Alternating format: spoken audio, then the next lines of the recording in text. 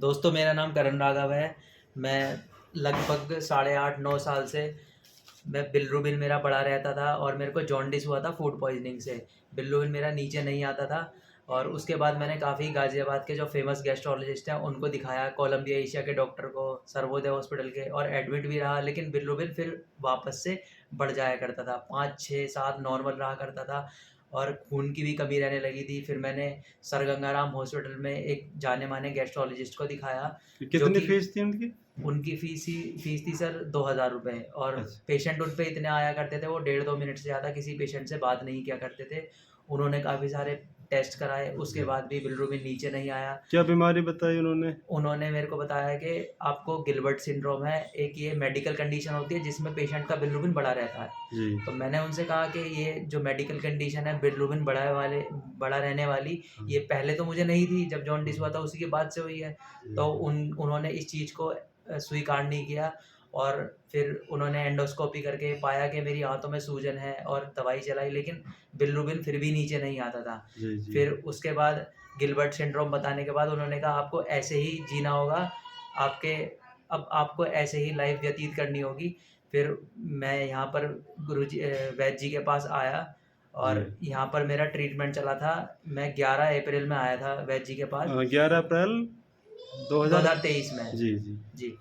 और उसके बाद मेरे को मेरे पेट की हालत ये हो गई थी, मेरे आंतों में सूजन तो थी और घर का खाना भी पचना है ना बंद हो गया था। फिर हाँ। उसके बाद सूजन वैद्य जी ने चेक करी, दिनेश वैद्य जी ने, और चेक करने के बाद इन्होंने मेरी यहाँ से ट्रीटमेंट स्टार्ट हुआ और पेट में मेरे गड़बड़ रहा करती थी, स्प्लीन भी मेरी बड़ी रहा करती थी, तिल्ली मेरी नॉर्मल नहीं आती थी और दर्द भी रहता था यहाँ पर। और घर का खाना खाते ही मेरे को पेट में गुड़गुड़ और गैस बनना और डाइजेस्ट ही नहीं होता था, लूज़ मोशन जैसी मेरे को मल आता था। फिर जैसे ही ट्रीटमेंट चलता गया, अब मेरी तिल्ली भी जो है घटने लगी है और मैं अब सभी कुछ पचा पा रहा हूँ। और जो मेरा ट्रीटमेंट जैसे ही आज कल मैंने एलएफटी कराया है, जिसमें मेरी जो रिपोर्ट है सभी नॉर्मल आई है। मतलब पहली बिलिरुबिन। बार ऐसा हुआ 8-9 साल में ना जी। कि रिपोर्ट आपकी नॉर्मल आई है। जी। तो अब आप कैसा फ़ील कर रहे हैं आज? अब मेरे को, मैं जो भी खा रहा हूँ मैं पचा पा रहा हूँ और मेरा हुँ। वेट भी गेन होने लगा है। जब वैद्य जी के पास आया था मेरा 56.9 वेट था और अब मेरा 59 के लगभग वेट है और मैं हुँ। सब कुछ डाइजेस्ट के साथ साथ मैं बहुत अंदर से अच्छा फ़ील कर रहा हूँ।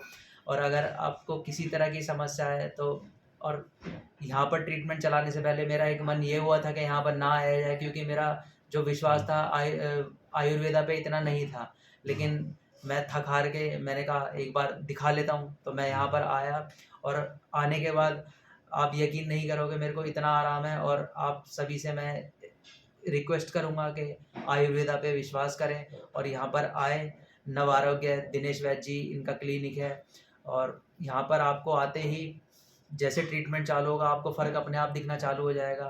जो 8.5-9 साल से कोई डॉक्टर नहीं कर पाया एलोपैथी में, वो इन्होंने कर दिखाया। मेरे को एक नया जीवन देने के लिए शुक्रिया।